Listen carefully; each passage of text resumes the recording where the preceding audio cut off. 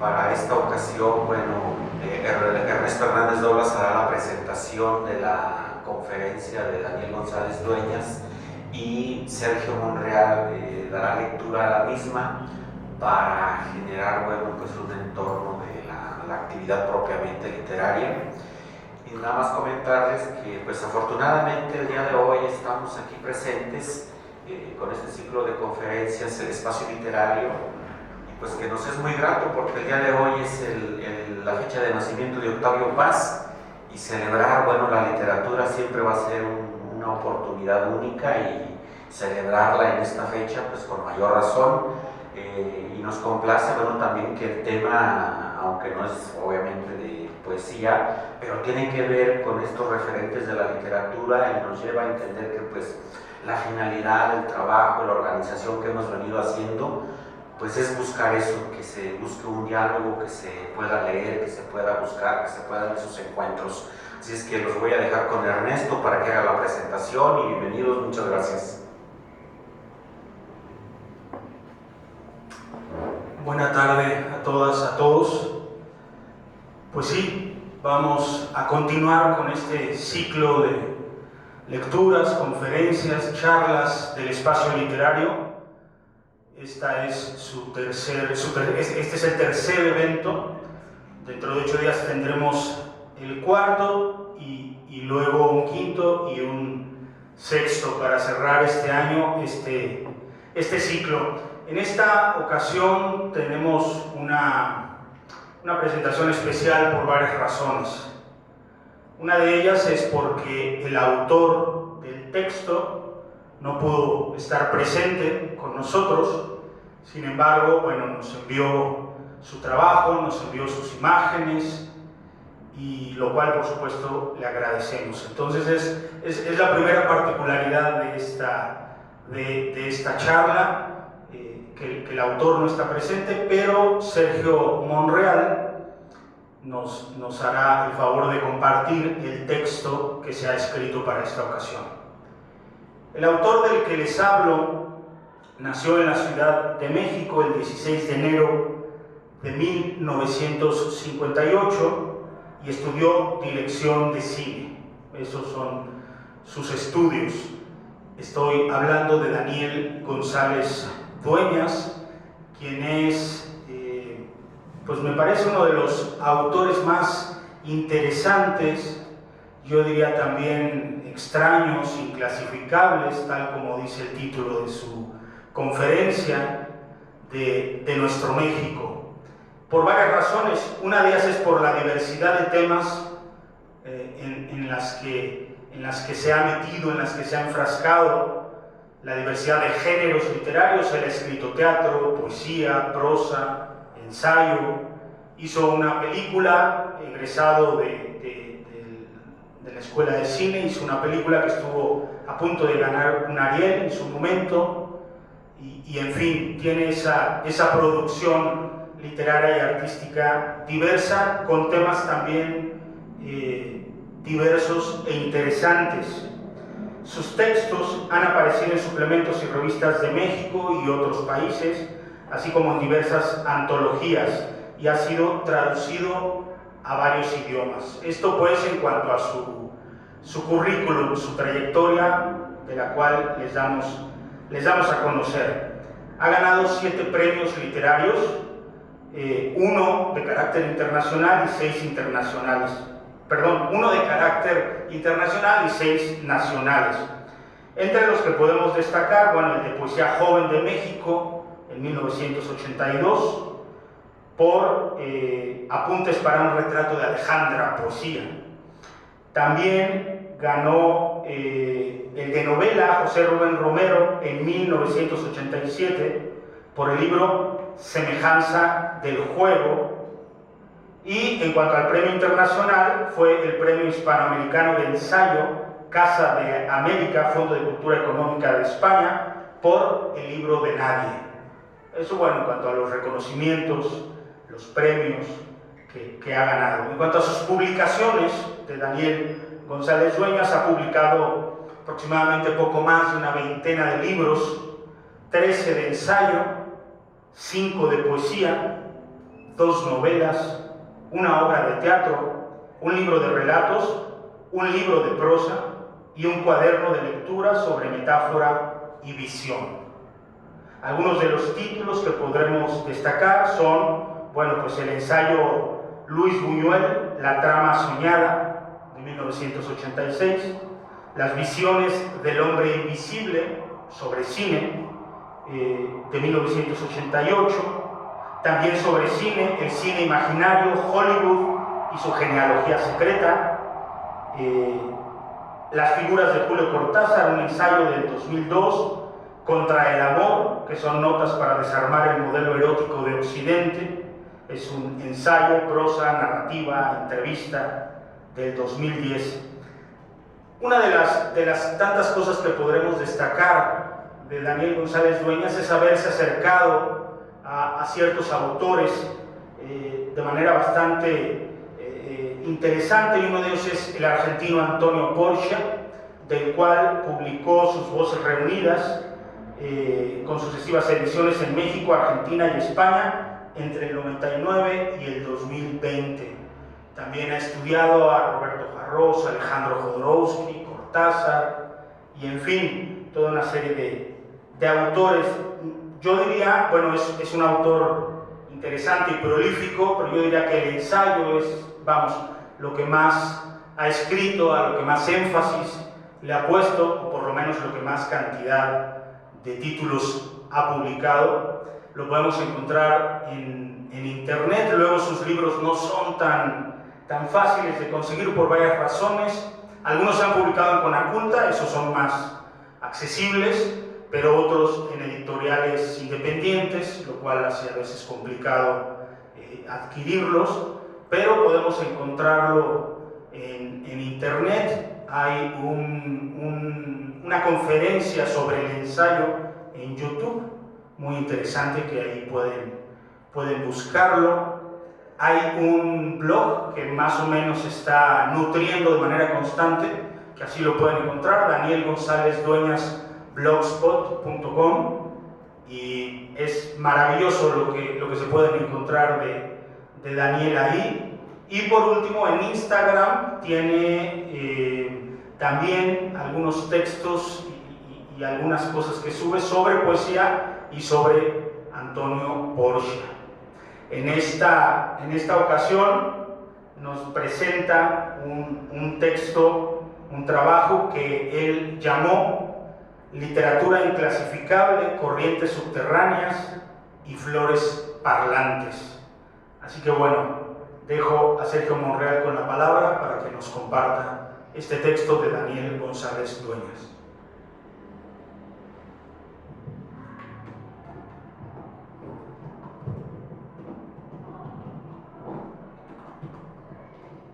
Bueno, pues a título, además de como parte del equipo del espacio literario, quiero enviar desde este espacio y desde este lugar un agradecimiento muy sentido a Daniel por la generosidad al enviarnos este texto inédito, enviarnos las imágenes de la conferencia y el cuidado, la seriedad y la atención con la que ha estado al pendiente de este evento. Y bueno, a través de la grabación que estamos haciendo para subir a internet, pues le manifiesto mi enorme gratitud. Entonces, bueno, doy lectura a Literatura inclasificable, corrientes subterráneas y flores parlantes, de Daniel González Dueñas. El tema que nos reúne no podría ser más esquivo, y quizá ese sea su mayor atractivo. Los términos que usamos para diferenciar a la literatura no convencional de la convencional son a su vez convencionales. Si se aplican los términos y razonamientos usuales para hacer esa diferenciación entre uno y otro territorio, solo puede concluirse de una de dos maneras. O toda la literatura es rareza, o ninguna lo es. Cada quien hace sus listas de escritores no convencionales, y muy pocas veces estas listas coinciden. Por un lado, no hay escritor que quiera ser encasillado bajo el rubro convencional. Por otro, La rareza es considerada marginal y extravagante, siempre parte de lo otro, de lo que uno no es. Esta dicotomía, este desgarramiento, se nota ya en los eufemismos que se emplean para denominar a esa literatura: inclasificable, heterodoxa, subterránea, secreta, esotérica, excéntrica, extravagante, rara, no lineal, indócil, no convencional, atípica, irreverente, alternativa, inestable, subversiva y, por ese camino, delirante, maldita, demoníaca. Solo puede haber aproximaciones, nunca definiciones cerradas, ni criterios unívocos. Intentaré aquí un par de aproximaciones, desde luego tentativas. Periplo y aventura. En la Odisea, el cíclope Polifemo hace a Odiseo una pregunta que tiene una gran hondura. ¿Andas errante por algún asunto o sin rumbo como los piratas por la mar, los que andan a la aventura exponiendo sus vidas y llevando la destrucción a los de otras tierras? Aquí queda claro que las motivaciones para andar son dos: el propósito o la errancia sin rumbo. Dicho de otra manera, la meta o la carrera. Unos andan para llegar, otros para andar. Estas dos motivaciones opuestas podrían también llamarse arte comprometido o arte por el arte, o bien el fin o el medio. Casi todas las veces el viaje es un medio para llegar a la meta, pero algunas veces es un fin en sí mismo. Para algunos, una aventura solo tiene sentido si lo que la origina es una encomienda, una misión, un quest. Se va hacia algún lado. Sin embargo, hay quien exclama que una aventura controlada de esa manera no merece tal nombre, y solo lo merece si es un lanzarse a la aventura, al azar. No importa llegar, sino ir. Como se ve, estas dos motivaciones opuestas también podrían ser llamadas necesidad o azar. Y si buscáramos palabras representativas de cada corriente, muy bien podrían ser periplo y aventura. Sus representantes podrían ser el agente viajero, por parte del periplo, contra el pirata, por parte de la aventura. El agente viajero dedica su vida, el pirata la expone. Tal vez por eso se infiere que quien tiene un propósito en la vida es constructivo, productivo, mientras que el que anda al garete a la buena de Dios es improductivo e incluso, si persiste, destructivo. Una antigua crónica budista narra la conversión de Buda. El príncipe Gautama ha rapado su cabeza y se ha revestido la túnica amarilla y se ha marchado de su casa para abrazar el estado de los que no tienen hogar. La leyenda subraya el gesto horrorizado del padre de Gautama cuando se entera de este deseo de conversión en el que estaba destinado a convertirse en su heredero.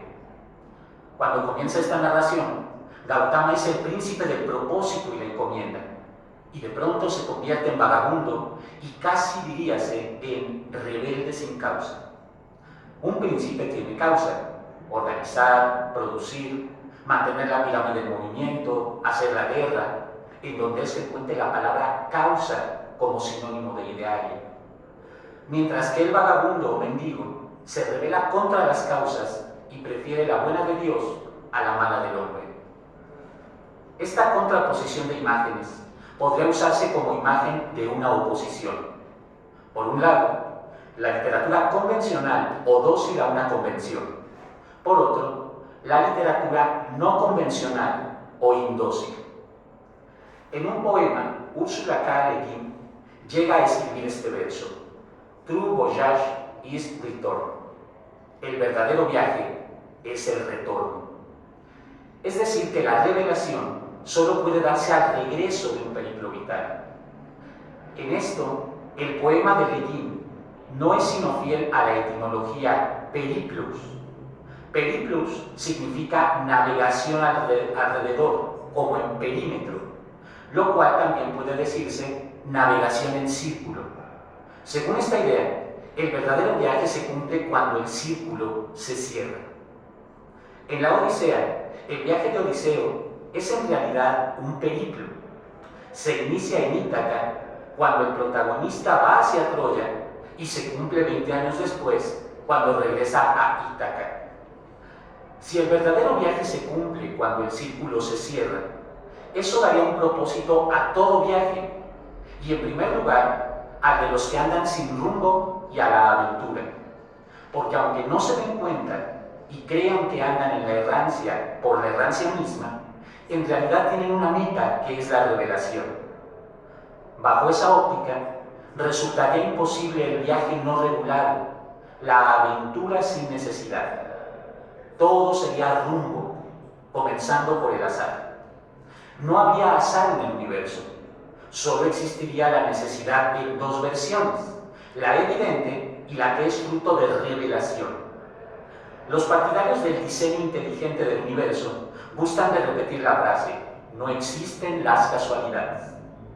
Si se aplica este principio a la literatura, tendríamos que incluso la más audaz aventura literaria contiene un rumbo secreto o incluso desconocido por el autor, pero presente a fin de cuentas.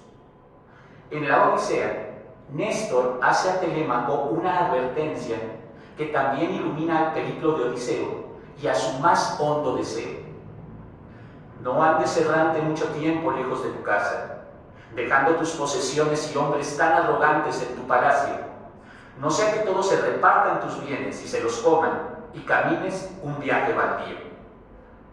Podría inferirse que el regreso tiene una primera finalidad, y es que si el viaje se prolonga demasiado, termina por ser baldío, es decir, en balde, inútil, vacío de sentido. Una vez más, parecería que una literatura sin regreso, es decir, sin reinserción en la tradición, merece esos mismos calificativos: baldía, inútil, vacía de sentido. Solo Kafka se dio cuenta de por qué el viaje sin propósito es tan temido y hasta aborrecido. En una pequeña fábula llamada La partida, un hombre pide a su criado un caballo del establo. El criado le pregunta: ¿hacia dónde cabalga, señor? ¿Y a qué responde? No lo sé, solo quiero partir, solo partir, nada más que partir de aquí. Solo así lograré llegar a mi meta. El criado queda confundido por una contradicción. El amo no sabe hacia dónde cabalga y, sin embargo, dice tener una meta. Por eso le reitera su pregunta: ¿hacia dónde cabalga? Ya te lo he dicho, responde el jinete, partir, esa es mi meta. El criado renuncia a mayores disquisiciones y se limita a preguntarle si lleva provisiones. El hombre contesta: no me son necesarias. El viaje es tan largo que moriré de hambre si no consigo alimentos por el camino. No hay provisión que pueda salvarme. Por suerte, es un viaje realmente interminable. Por suerte. La provisión es previsión y tal vez salva en el sentido de que quien parte sin una meta establecida y sin provisiones podría al menos tener la esperanza de que en el viaje la casualidad ha de revelarle cuál es la meta. No es que ésta no exista, sino solamente que él la ignora. Un periplo podría ser una aventura en otro sentido, un viaje con un propósito desconocido. Se llama serendibilidad, en inglés serendipity, a encontrar algo mayor a lo que se buscaba, y el gran ejemplo es el viaje de Colón. La omnipotente necesidad dirá que buscar un nuevo camino hacia las Indias era solo una parte del propósito mayor, oculto, pero no menos escrito y determinado: el de dar con un mundo nuevo. Agregará que las necesidades mayores están ocultas, pero están. Y mientras tanto, el azar nos seguirá pareciendo tan aberrante como concebir un barco sin timón, según una imagen que Kafka inserta en otra parte. Y esta es, por cierto, la metáfora perfecta de toda su obra. lo cual convierte a Kafka en una especie de raro emérito. Pero por otro lado, ¿no es un clásico? ¿Puede haber clásicos raros? ¿O es que todo clásico es una especie de raro emérito, la más alta clasificación posible? Un personaje de Kafka, el cazador Gracchus, exclama: mi barca carece de timón y viaja con el viento que sopla en las regiones inferiores. Aquí el viento es, desde luego, la metáfora del azar, de la caza, de la buena de Dios. ¿No habrá viento, azar, en las regiones superiores? No, porque la menor traza de indeterminación sería un insulto a la obra perfecta del Creador, en donde todo está determinado, programado, previsto, engranado y con propósito. ¿Y por qué entonces algunos poetas demoníacos siguen insistiendo, cada uno a su manera, en que lo único divino es el azar? La señora Necesidad exclamará desdeñosa que plantearse un viaje sin propósito es ya en sí un propósito. Y tal vez el jinete de Kafka quiere salvarse precisamente de eso, de la razón y del lenguaje, es decir, de la racionalidad del lenguaje. Es el severo marco racional que establece las clasificaciones, los criterios de calidad, las demarcaciones marginales, la dicotomía entre una literatura dócil y una indomable. Todo esto estaría muy bien y terminaría por defender la idea de propósito y meta establecida, si no siguieran apareciendo aquí y allá, de las maneras menos previsibles, obras necias e incluso insobornables que se plantean la más endiablada de las contradicciones, detonar la racionalidad del lenguaje precisamente a través de la razón y del lenguaje. Pese a todas las demostraciones de sensatez del periplo, la aventura sigue mostrándose igualmente esencial, sobre todo cuando su única meta, si tiene que aceptar alguna, se llama lo imposible. Un viaje que no tiene más meta que el acto de partir es un viaje por el infinito. Solo si el personaje de Kafka logra partir sin el menor propósito, podrá llegar a su meta, que es partir sin el menor propósito. Nada más temible. En un texto esencial, Kafka dibuja la otra gran postura, contraria a la del periplo, la de la aventura, que es sin duda el paradigma de la literatura indócil o inclasificable. Si se llega a un punto determinado, ya no hay regreso posible. Hay que alcanzar ese punto. Esta es la primera aproximación a la que quería llegar. Quizás no hay más que una literatura, y la diversidad se da entre escritores que alcanzan o no ese punto de no retorno, que es a la vez foco de terror y de fascinación. Otra cosa es preguntarse si se cruza ese punto por deliberación o por destino. Para raro no se estudia. Nuestra mentalidad racionalista consideraría aberrante y contradictorio la idea de crear facultades universitarias consagradas al estudio de lo heterodoxo. Las universidades enseñan las reglas, las excepciones se dan solas, de manera espontánea, y las reglas, por su propia naturaleza, no pueden hacer otra cosa que adoptar a las excepciones como partes de la regla y a veces, en el colmo de la malicia, como confirmación de la regla. Proponerse, pues, una tipología de lo raro es entrar en el territorio del absurdo, de lo contradictorio e incluso de lo aberrante. Sin embargo, ¿acaso pueda proponerse experimentalmente que la aventura es un periplo a la segunda potencia? Regla y excepción. Intentemos ahora una aproximación por otro ángulo. Una de las características de la mentalidad binaria occidental es la trampa dialéctica. Resulta imposible concebir lo alto sin lo bajo, lo lejano sin lo cercano, lo antiguo sin lo moderno. Cualquier adjetivo implica por contraposición a su contrario. Por eso se dice que el poder depende de sus detractores. Solo una mentalidad binaria puede afirmar con total convicción que la excepción confirma a la regla. Este mecanismo se presenta, desde luego, en la esfera del arte. Así, por ejemplo, cualquier eufemismo que intenta calificar a la literatura heterodoxa reafirma o recrea a la ortodoxa. Cuando Rubén Darío usó la denominación raros para aludir a ciertos artistas irreductibles a fórmulas o corrientes, no ignoraba que esa misma palabra servía para delimitar y afirmar el terreno contrapuesto, el de los no raros, es decir, de los normales.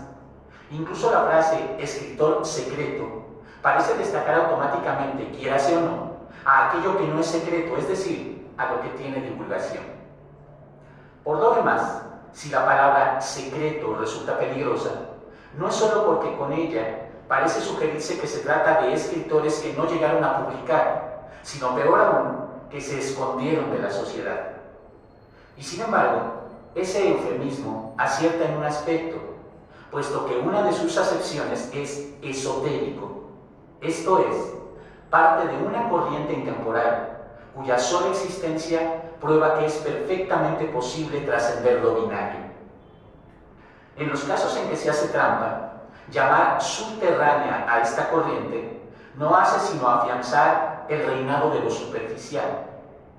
Pero existe otra forma que podría llamarse transparente, para la cual la literatura secreta, si queremos transparentemente llamarla así, es un poderoso testimonio de lo irreductible, de lo paradójico, de lo inclasificable. Entre todas las clasificaciones, la de escritores inclasificables es acaso la menos equívoca, aunque no se ignora el hecho de que inclasificables es ya una clasificación en sí misma. Al menos no se trata de una noción cerrada, sino de una que invita a revisar los intentos organizativos y a devolverlos a su calidad de provisionales y funcionalmente efímeros. Lo típico y lo atípico. Un buen ejemplo se halla en un libro aparecido en Buenos Aires en 1996, que reúne ensayos sobre escritores latinoamericanos poco conocidos, atípicos en la literatura latinoamericana, compilado por Noé Gittrich. Este libro de 434 páginas propone, pues, su propio eufemismo, atípicos. Cuando en cualquier medio de comunicación se usan frases de cajón como escritor de reconocido prestigio, brinca por detrás una especie de autoridad que parece totalmente independiente de esos medios. Si algo es mencionado repetidamente y con respeto, aunque éste sea formal y de mero trámite, se provoca de inmediato en el escucha un sobreentendido correspondiente a por algo será. Toda mención acerca de lo divulgado y lo desconocido se hace siempre pensando que sucede en un mundo abstracto, puro, desapasionado, en el que el reconocimiento se da por sí mismo, por méritos propios, y que por lo tanto no depende, como en realidad sucede, de una avalancha de factores sociales, culturales y políticos, y sobre todo de mecanismos de propaganda y publicidad, como en el caso de cualquier producto. Tipificar a lo atípico es convertirlo en producto, un producto anómalo, pero un producto de todos modos. Decir escritor secreto implica a todos los que no son secretos, mientras que decir escritor atípico vuelve típicos a todos los demás. Al revisar el índice de atípicos en la literatura latinoamericana, resulta notable que solo 3 de los autores de estos ensayos usaron esa palabra en el título, como si en los demás ensayistas suscitara una especie de pudor, de incomodidad. Otro, sobre Arturo Cancela, lo califica como un bestseller olvidado. Hay un texto cuyo nombre es Somos geniales, locos y peligrosos, el nadaísmo colombiano. Todos estos ensayos, independientemente de su respectiva carga de ironía, se hallan incluidos en un libro con un nombre determinado que los baña a todos. Así, el lector sobreentiende que atípico es algo entre excéntrico, genial, loco, peligroso y olvidado. En la lista de autores estudiados en este libro, que como todas las listas es incompleta y arbitraria, se sobreentiende que cada uno de estos autores manifiesta una muy personalidad, atipicidad.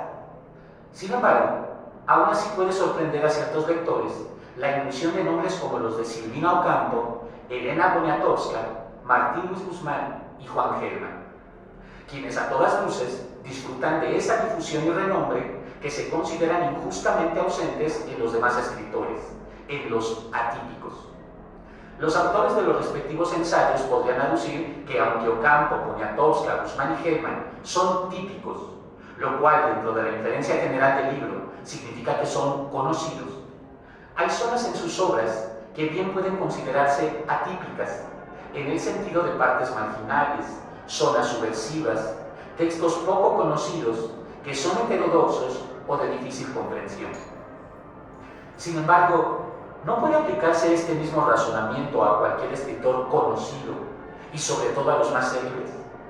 Si se aceptan áreas atípicas en escritores típicos, ¿por qué entonces no incluir a Borges?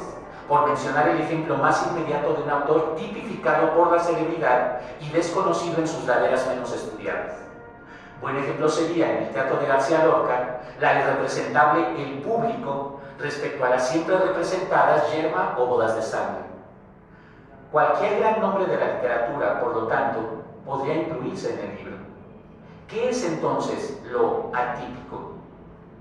Cuando se dice blanco o negro, estos conceptos se sobreentienden como polos de una escala que los conectan. Entre ambos se localizan los matices del gris, tan requeridos por quienes rechazan el maniqueísmo. El libro Atípicos en la literatura latinoamericana crea, pues, una escala que iría de lo más a lo menos atípico. Pero ello, en lugar de dar armas al lector, lo invita y casi lo obliga a establecer la escala contrapuesta, la que va de lo más a lo menos típico. Ambas escalas se conectarían en un punto medio en el que podría encontrarse a escritores que son a la vez menos atípicos y menos típicos. Puede sustituirse el adjetivo, escritores más bien conocidos que desconocidos, más amables que peligrosos, más superficiales que subterráneos, etc. En ese caso, estarían Ocampo, Poniatowska, Guzmán y Gelman, autores que también resaltarían en una imaginaria antología de lo típico. Por lo demás, un libro titulado Antología de lo típico no existe ni podría existir, puesto que faltaría al respeto tanto a los autores ahí incluidos como a los posibles lectores. ¿Qué clase de respeto, si lo hay, se aplica entonces a los escritores atípicos? Llamar típicos a escritores consagrados sería impensable porque estamos siempre de su lado, apoyándonos en su autoridad. Los atípicos, en cambio, siempre están del otro lado, son lo que nosotros no somos, y su utilidad estriba únicamente en desconcertarnos para concertar, confirmar lo que queremos seguir siendo. A fin de cuentas, todos estos acomodos, típico, atípico, resultan arbitrarios en cuanto se examinan casos particulares. Miguel de Cervantes luchó por ser algo más que el autor de El Quijote. Lo mismo hicieron Michael Ende respecto a La Historia Interminable o Julio Cortázar respecto a Rayuela. Numerosos ejemplos podrían añadirse. Pocos son los autores que no hayan luchado contra la tipificación, que significa ser petrificados, encasillados, vueltos previsibles. Y el resultado es que la crítica utiliza a esa actitud en la medida misma de su intensidad. Mientras más luchan por no ser tipificados, con mayor y más redoblado ímpetu se les tipifica. Su forma personal de batalla contra la tipificación se convierte a la vez en estilo y en temperamento. En este sentido, sería más honesto llamarlos tipificados, palabra que ya revela una maniobra exterior a su vida y obra. En cuanto a los atípicos, un mote menos equívoco sería atipificables. Sin embargo, sería una etiqueta a la que la crítica no podría aceptar, en cuanto implicaría llamarlos acriticables. Una crítica que aceptara que hay territorios a los que no puede llegar sería a su vez entendida, por decirlo menos, como atípica y perdería toda autoridad. ¿Es esta la última definición sobreentendida de lo atípico, es decir, aquello que carece de autoridad? Pero ¿qué importa el mote?, preguntará el editor de este volumen, si al menos de este modo se les ofrece una cierta difusión, aquella de la que carecieron sea por voluntad, sea por fatalidad. Difundirlo sería en efecto un acto meritorio, si no se diera de manera automática una mecánica de poder cultural. En la balanza de la mentalidad binaria se incrementa el sobreentendido de que todo escritor atípico necesariamente aspira a ser tipificado, no por atípico, sino por escritor. A fin de cuentas, se dice que lo típico es una etapa que en sus estadios más preclaros desemboca en lo clásico. Y aquí sí, no hay escritor que no quisiera ser clásico. No es gratuito que no haya antologías de lo aclásico. Y en última instancia, ¿no es el término atípico la peor tipificación imaginable? Casi diríase la más impune, porque surge desde fuera, generalmente sobre autores que ya no pueden defenderse. En el mundo de la ciencia, estudiar a las excepciones sirve para probar la fortaleza y resistencia de las reglas, y ulteriormente para confirmarlas. Lo mismo sucede cuando se analiza la obra literaria de los atípicos. Lo típico no es concebido como lo define el diccionario, peculiar de un grupo, país, región, época, sino tajantemente como la norma. De nada sirve la frecuente certeza de que apenas se analiza a fondo lo más típico, puede encontrarse ahí una multitud de elementos atípicos. De nada sirve que las excepciones abunden en las reglas más monolíticas. De nada sirve que la heterodoxia se revele a cada paso no como error del ortodoxo, sino como su base misma. El poder usa a sus detractores para detectar los puntos débiles de la ortodoxia con objeto de reforzarlos. Lo atípico sigue viéndose como caos, es decir, amenaza a lo típico, que es el orden. Locos, excéntricos y marginales.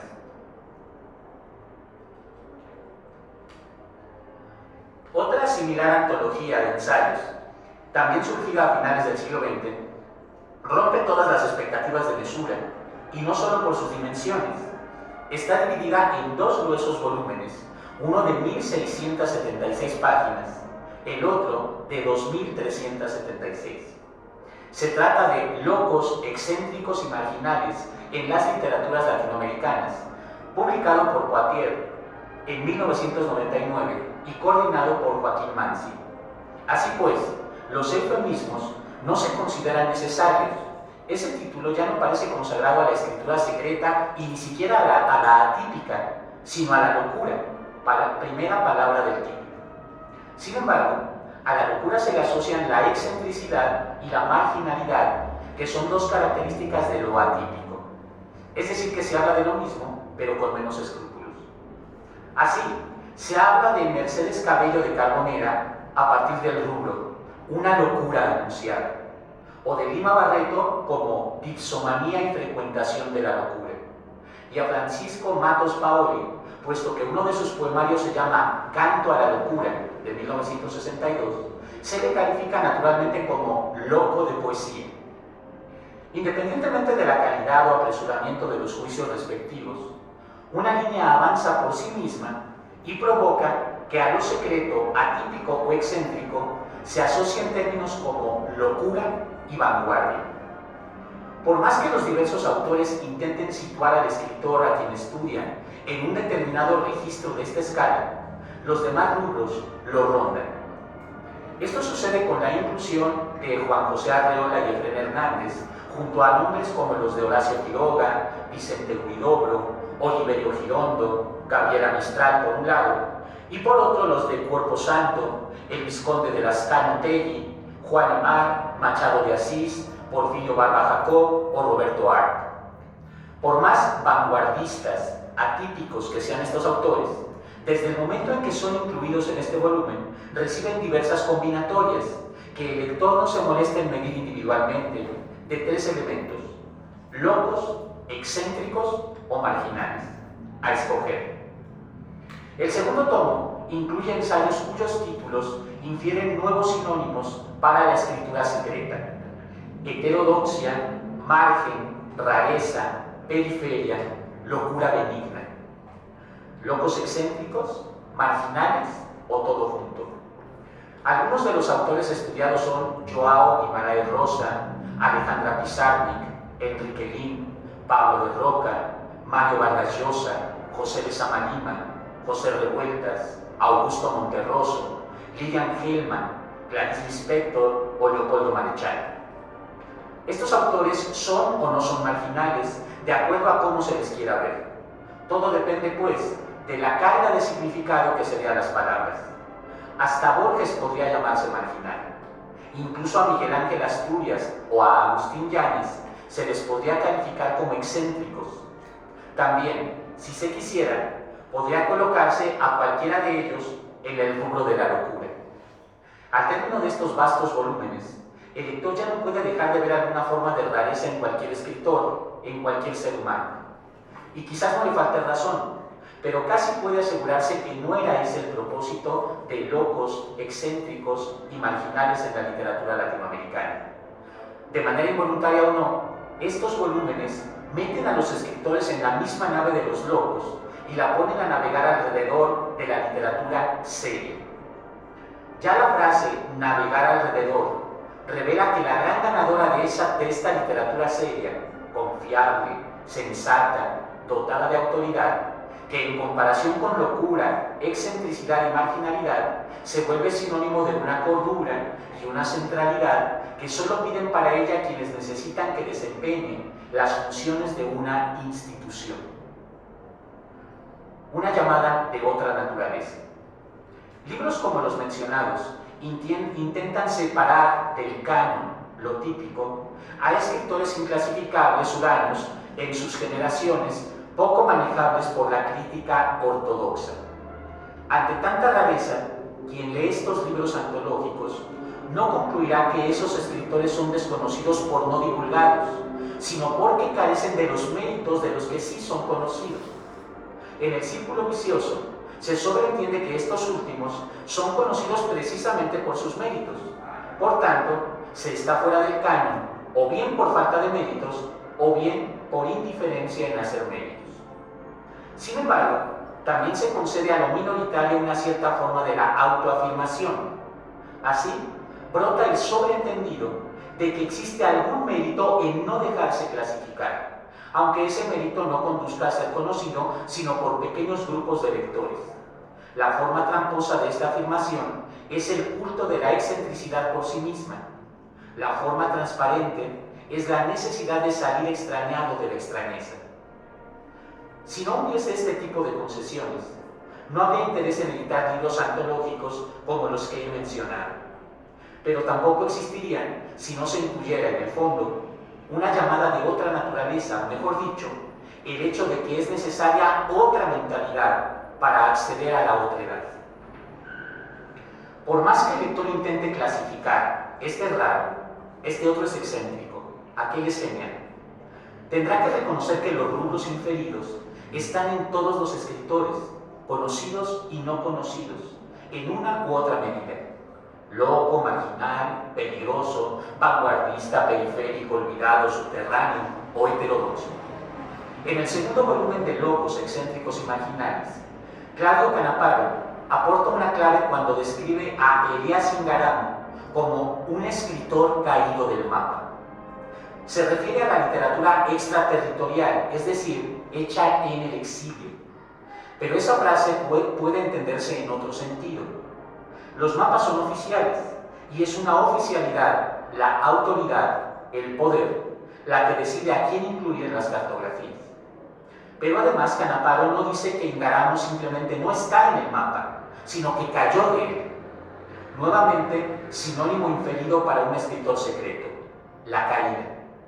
El simple hecho de no ser una celebridad es convertido en la ominosa caída en el anonimato. Solo por ello, la única extrañeza que en verdad se genera en el lector mayoritario de estos dos tomos es aquella que surge de la sorpresa de constatar que puede haber escritores a quienes no interesa estar en el mapa oficial. Lo único extraño que se les reconoce es la excentricidad de no haber dedicado toda su vida y esfuerzos no solo a estar en el mapa literario, sino sobre todo a no caerse de él. El único secreto que interesa de estas figuras es el por qué no huyeron horrorizados como todos del atroz vacío del anonimato. Solo por ello, la única extrañeza que en verdad se genera en el lector mayoritario de estos dos tomos es aquella que surge de la sorpresa de constatar que puede haber escritores a quienes no interesa estar en el mapa oficial. Si se reunieran libros como los que he citado y se hiciera una especie de censo de nombres repetidos, ello indicaría mayor veracidad en su catalogación como raros. Solo hay unos cuantos autores mencionados en ambos libros.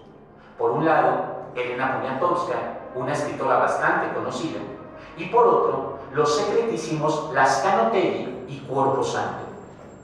Sin echar mano de demasiada ironía, puede decirse que se han salvado quienes no fueron estudiados, y eso sin duda por puro desconocimiento, o porque la convocatoria no llegó a escritores que conocen y se han ocupado de la obra de tantos otros escritores secretos. Se dice, acaso sin demasiada exageración, que cada escritor que llega a la marquesina desbanca a sus antecesores y representa u oculta a otros 100 que permanecen en la sombra y que, naturalmente, luchan con furia por ocupar el mismo sitio.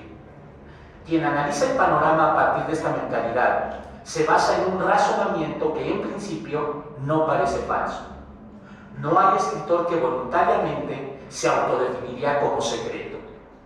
Ergo, la meta de toda literatura es la marquesina, ya sea en un extremo por ansia de poder o en el otro por necesidad de divulgación.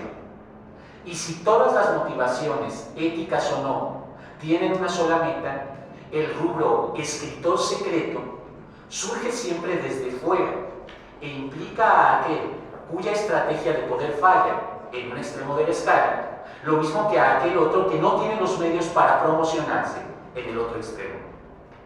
Todos los escritores, pues, estarían jugando el mismo juego, independientemente de sus respectivas motivaciones, un juego de poder.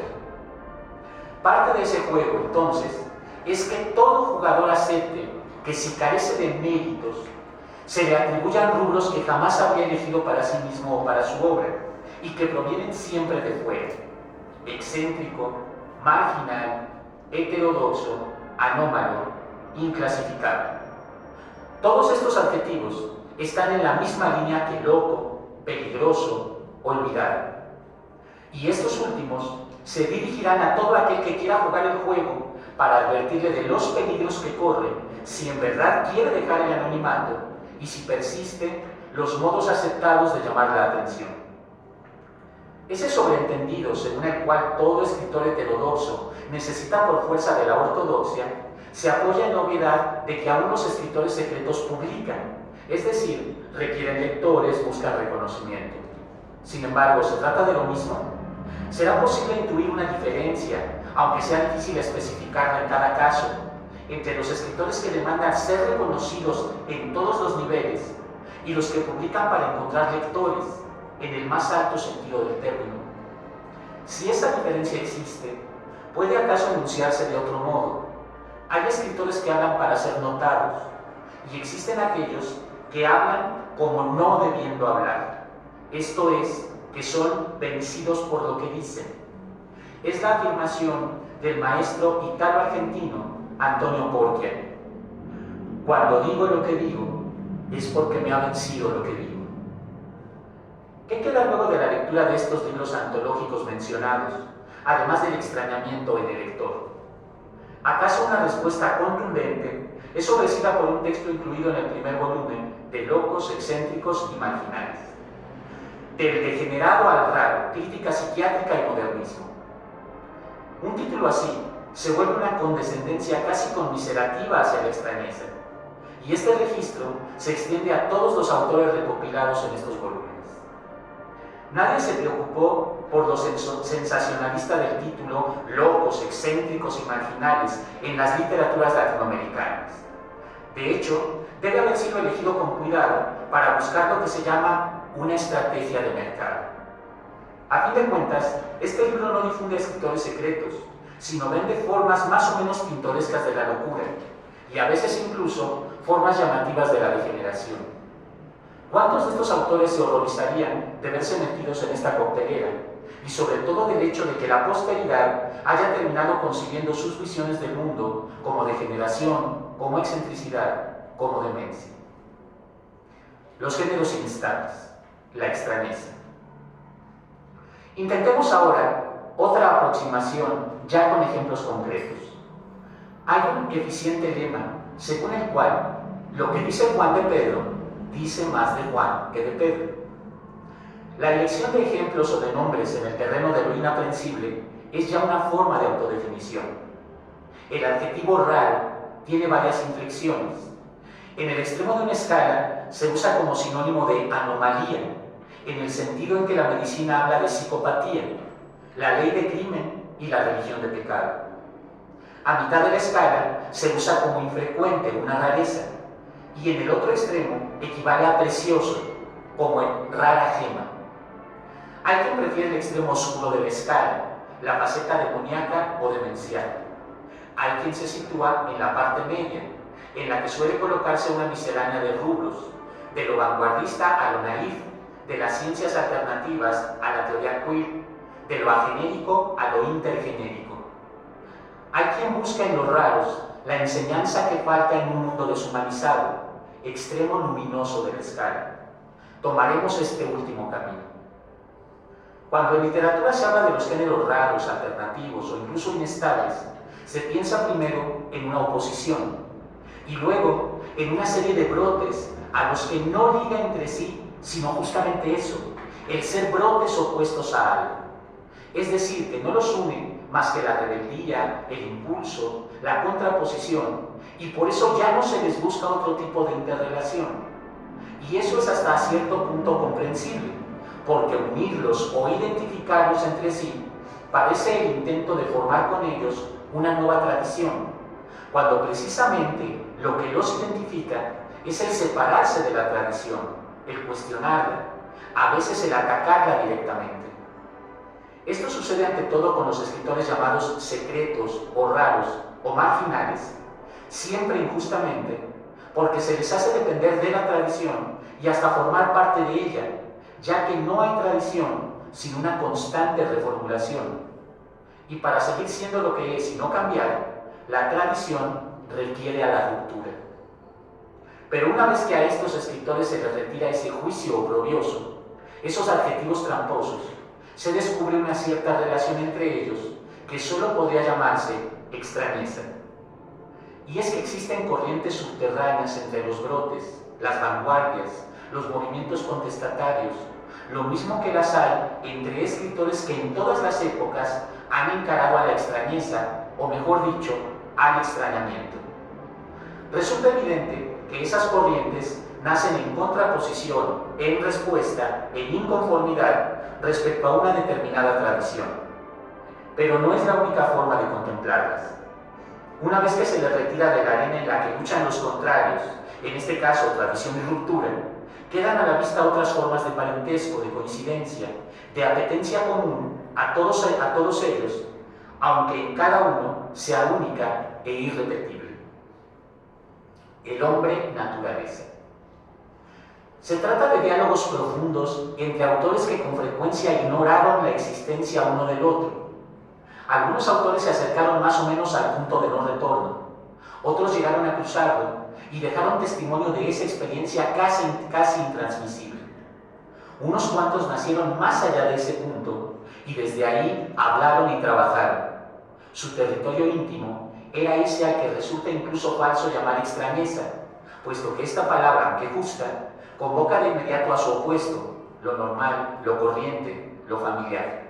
Sería menos equívoco llamarlo territorio original, primordial, unitario. Y cuando se menciona ese territorio, hay un nombre indispensable, el de Antonio Porcher, 1885-1968. El maestro italo-argentino que fue autor de un solo libro múltiple e infinito, llamado Voces, y conformado por breves sentencias a las que el autor se rehusó a llamar aforismos. Una de sus voces afirma: jamás digan de mí que escribo aforismos, me sentiría humillado. Es larga la lista de autores con quienes Porcia ha sido de una u otra forma relacionado por la crítica en un esfuerzo por crear una tabla de verosimilitud, de Lao Tse a Kafka, de Pascal a Nietzsche, de Blake a La Rochefoucauld o Lichtenberg. Un escritor que no aparece en esa lista y con el que sin embargo Porcia guarda una muy especial relación es el esquivo y muy secreto Malcolm de Chazal, 1902-1981. El poeta místico surrealista que vivió toda su existencia en su natal isla Mauricio y ahí costeó en ediciones de autor su vasta obra de más de 50 títulos en los que el fragmento, la sentencia y el aforismo conforman la parte esencial. Son ya visibles las similitudes con la vida y obra de Porcia. Más sorprendente es el diálogo subterráneo de estos dos escritores que con toda seguridad nunca supieron el uno del otro. No han sido pocas las ocasiones en que lectores entusiastas mencionan a ciertos autores en quienes se encuentran ligas con Porcia. Tampoco han sido infrecuentes los casos en que estas ligas resultan menos reales que hechas a posteriori como fruto del entusiasmo.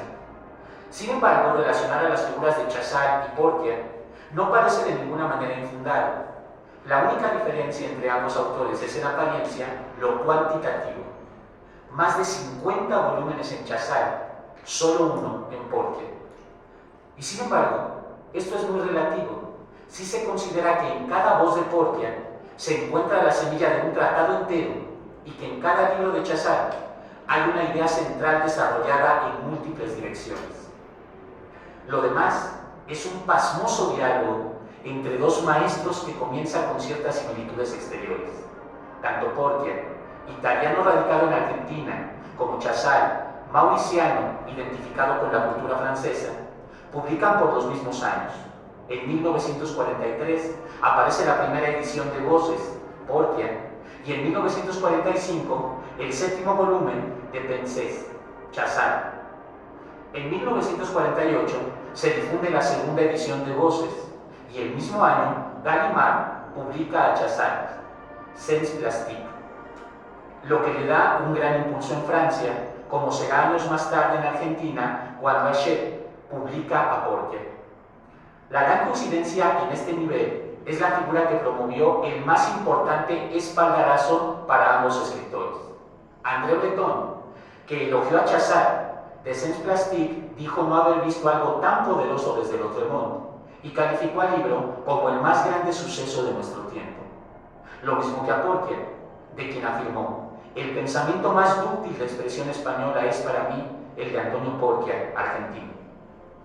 Los escritores secretos no guardan ese carácter como un absoluto, es decir, no son secretos para todos los lectores, solo lo son para algunos.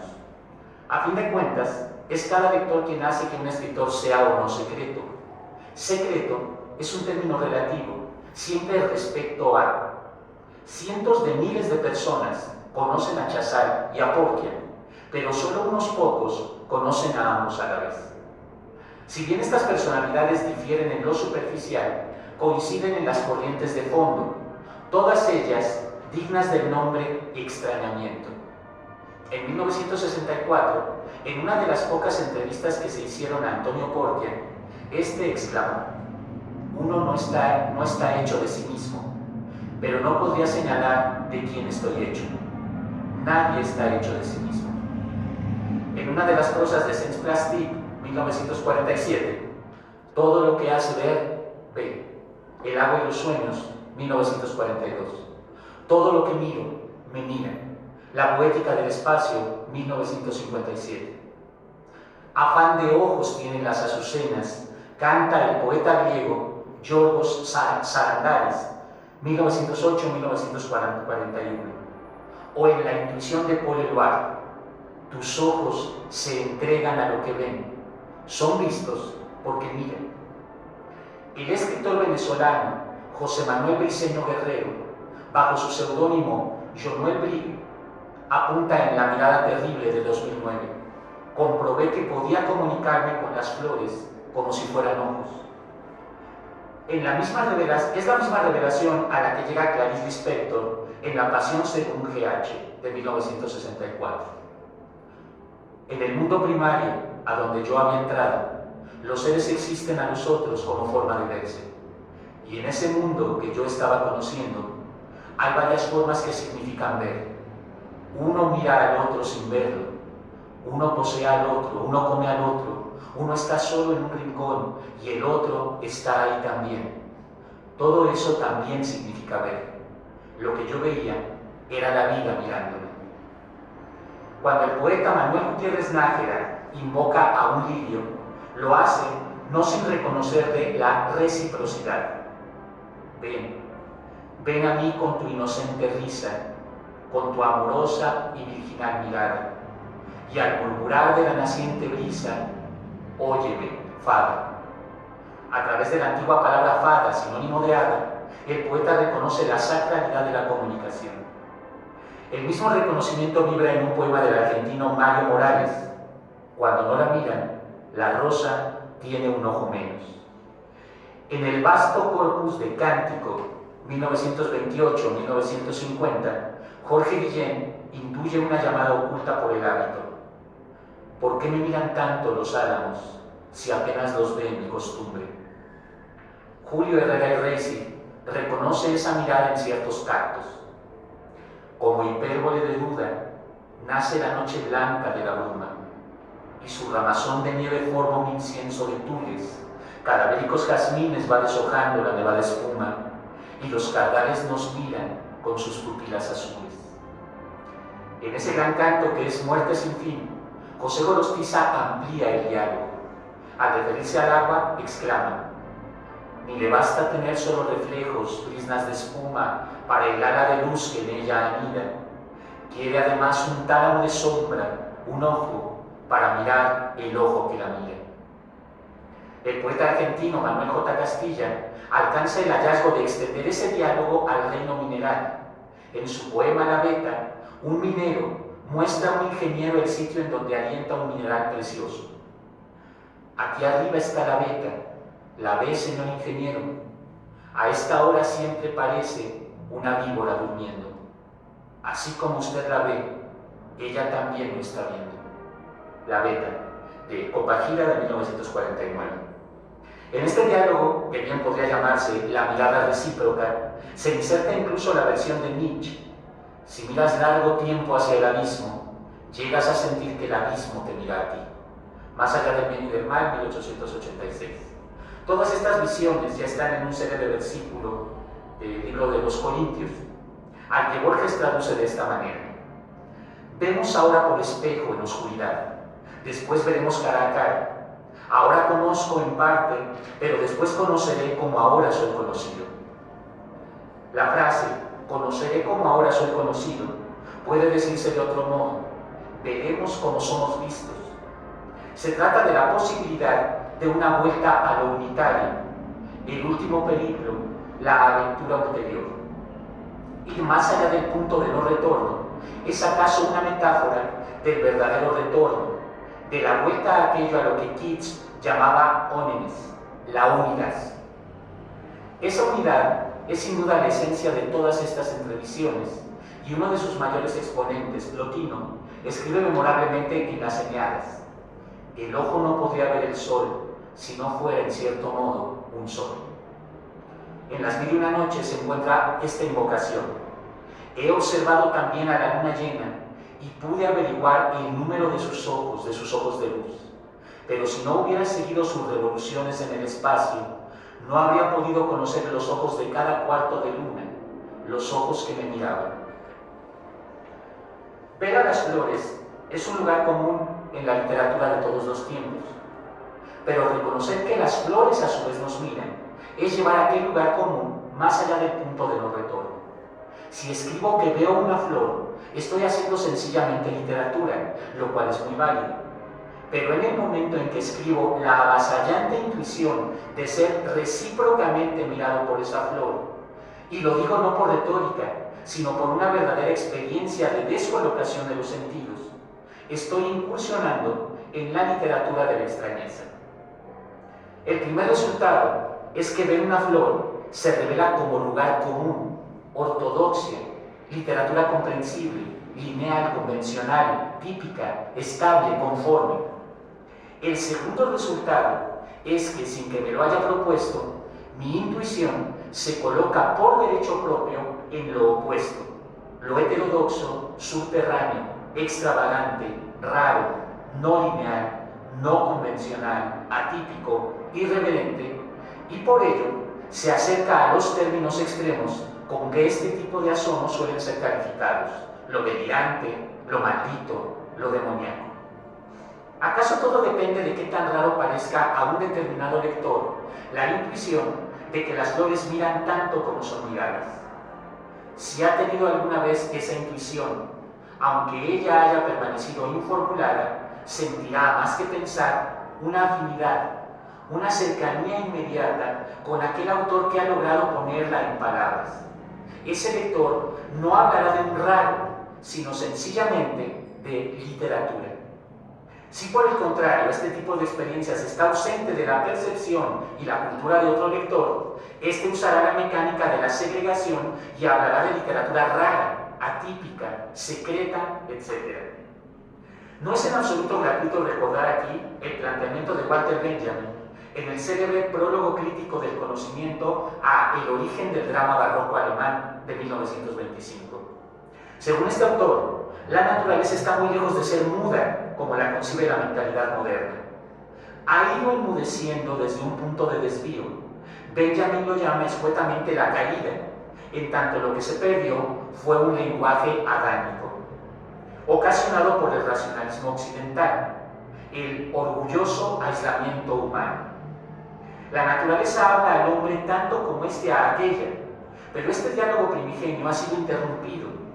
Mirar ya no es a la vez causa y efecto de ser mirado. A la ausencia cada vez más grave de esa antigua resonancia recíproca, Benjamin la llama escuetamente tristeza.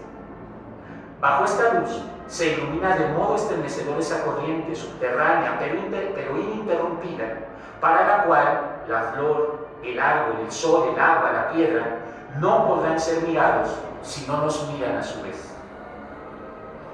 Flores parlantes. Reconocer la posibilidad de que las flores miran es volverlas no solo sensibles, sino parlantes. Al menos en los casos que he citado, y sobre todo en los de Portia y Chazal, no es dar voz a las flores, sino permitir que ellas hablen a través de quien las mira. Es en este sentido que Antonio Portia une los temas de las flores y la percepción. Puedo no mirar las flores, pero no cuando nadie las mira. La intuición que contiene cada voz de Antonio Portia es tan poderosa como la liga de cada una con todas las demás. Así, una voz exclama: el rosario. Lo has visto con infinidad de rosas, lo has visto con una sola rosa, lo has visto sin ninguna rosa, y no lo has visto nunca con una rosa de más, ni con una rosa de menos.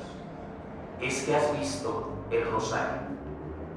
En la última frase el lector casi siente una continuación: y el rosario te ha visto. Ambos autores abordan la gran metáfora de las flores. Dice Chazal: las flores saben reír, saben sonreír, saben incluso tomar un aire triste que llega a veces a la desesperación, pero ninguna de ellas sabe llorar. La naturaleza es totalmente estoica. Y en Portia es un tema recurrente. La flor que tienes en tus manos ha nacido hoy y ya tiene tu edad. La esperanza no es de las flores, porque la esperanza es un mañana y las flores no tienen mañana. Las flores son eternamente bellas sin un mañana. Una flor en las manos muere apagando una estrella.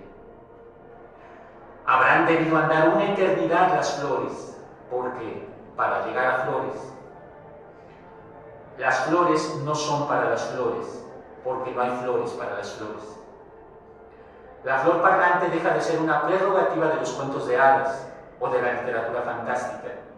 A la vez, se revela la sospecha de que denominaciones genéricas como literatura fantástica sean reductos artificialmente construidos para soterrar a lo raro, para dar carta de nacionalidad a lo que prescinde de naciones o de géneros. La desnudez. A fin de cuentas, y más allá de las diferencias y las similitudes, Chazal parece hablar por él y por Portia, así como por todo artista tocado por la suprema intuición de la mirada recíproca y por todo escritor que en verdad asume el desafío máximo del lenguaje en este fragmento. Los únicos escritores que perduran son aquellos que escriben desnudos para el hombre desnudo, para el hombre naturaleza, para el hombre de todos los tiempos. He ahí otra posible definición de la literatura que nos ocupa: desnudez. Una cierta forma de la desnudez que no suele parecer necesaria en la literatura de la así llamada corriente principal. ¿Acaso la mayor diferencia entre esta corriente principal y ese sentido de la desnudez, que es su primordial contraparte, queda bien a la vista en un poema de Wisława Szymborska? No entrarás, dice la piedra, te falta el sentido de la participación, y no existe otro sentido que pueda sustituirlo. Incluso la vista omnividente te resultará inútil si eres incapaz de participar. El más profundo acto de mirar resulta inútil si no está profundamente implicado en el acto de participar en lo mirado.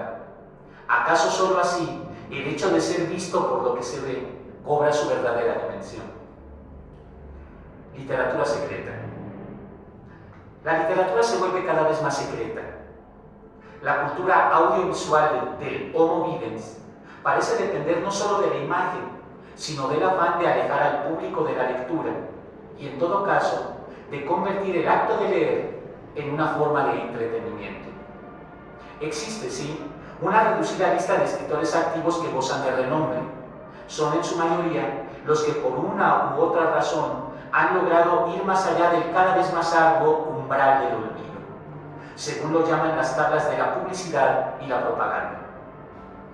Las leyes neoliberalistas del mercado, basadas en el conductismo y la manipulación, lo abarcan casi todo. Ellas estipulan que el individuo, en cualquiera de sus nombres utilitarios, espectador, ciudadano, consumidor, tiende al olvido. Bajo esta consideración, fama es lo que consigue un determinado elemento, sujeto u objeto, cuando a través de los mass media envía al dominio público la suficiente cantidad de estímulos, imágenes, lemas, nombres, como para superar la velocidad del olvido y fijarse por más o menos tiempo en la memoria colectiva. Fuera de esa lista de escritores de renombre, casi cualquier otro escritor cumple un nuevo acto secreto con cada libro que publica. Curioso fenómeno. A medida que se reduce el espectro literario, se amplían, aunque esta dilatación es relativa, los círculos de iniciados. Esto es, aquellos que se ligan por una u otra razón a tal o cual obra. Cada autor involuntariamente secreto tendrá sus lectores, y estos, sea cual sea su número, y conociéndose entre sí o ignorándose, formarán un círculo de iniciados. Sin embargo, hay un exoterismo en ese esoterismo. Iniciado es cualquiera que lea a un autor no incluido en esa lista de nombres conocidos. ¿Qué sucede, pues, con aquellos escritores que además eligieron como propio el territorio de lo secreto, de lo marginal, de lo ajeno al llamado del mundo de la cultura? El poeta argentino Roberto Juarros responde: una de las pruebas más duras que se presentan a veces al poeta, al artista, es la aceptación de su marginalidad. La sociedad actual está hecha para que buscan las estrellas, para que se promuevan las motivaciones del día. Hasta podría ser una cuestión de ritmo. Los ritmos aparentes, hijos de los intereses momentáneos, de las seducciones comunitarias o circunstanciales, no hacen juego con lo que uno es. Los medios masivos implican una falta de calidad humana. Y aparte del aspecto comercial, ofrecen esencialmente espectáculo, algo que la poesía y el arte no son. El caso de Antonio Porquia es climático al respecto. Durante décadas su único libro, Voces, circuló en fotocopia, en reproducciones manuscritas de mano en mano, de oído a oído, de ojo a ojo, fuera de los canales oficiales de distribución. En algunas ocasiones, la respuesta es la antropofagia.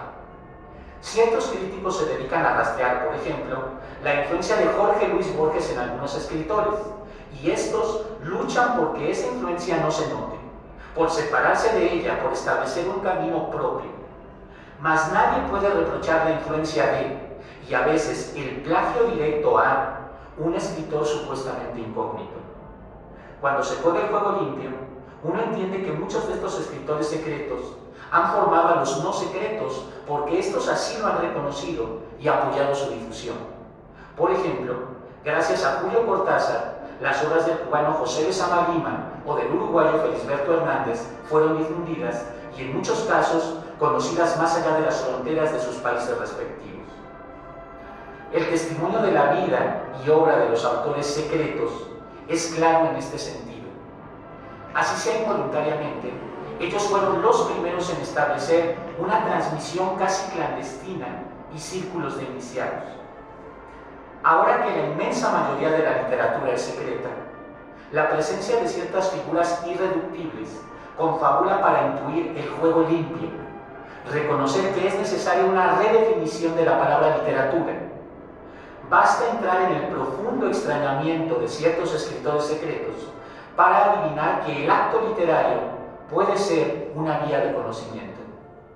Gracias al testimonio de esta corriente subterránea, es obvio que los términos de que se echa mano en el mundo de la cultura, no menos regido por leyes económicas que los demás mundos, han demostrado su caducidad. Resulta ineludible redefinir. Cuando se habla de secreto, ello no necesariamente significa cofradías y mucho menos sectas cuya fuerza estriba en ser regidas por una figura a la que nadie más conoce.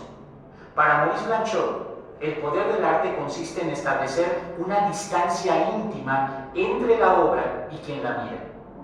La mirada recíproca es el más solitario de los actos, el más anónimo y secreto.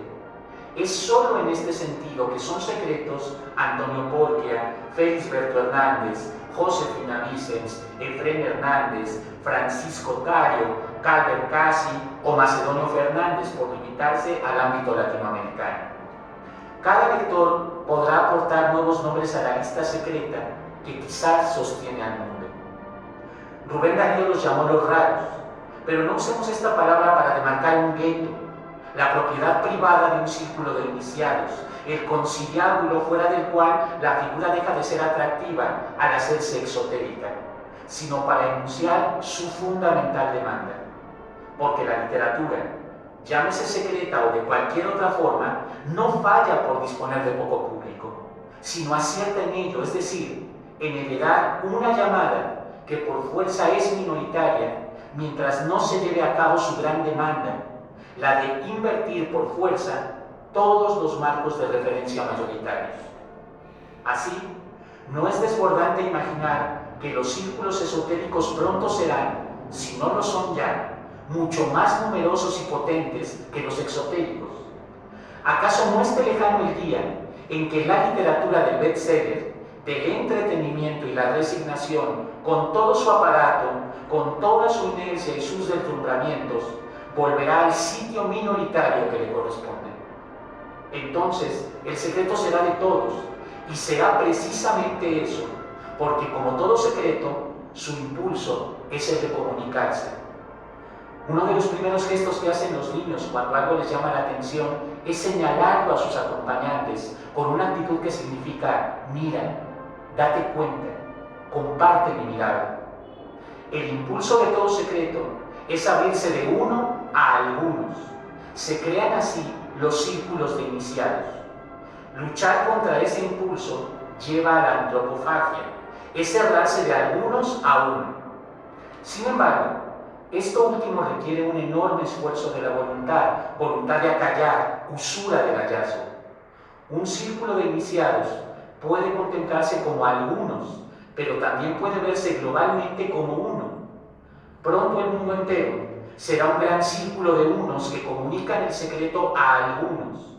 De algunos en algunos se tejerá la gran distancia íntima, el máximo darse cuenta, el gran secreto que atañe a todos y que puede salvarnos a todos.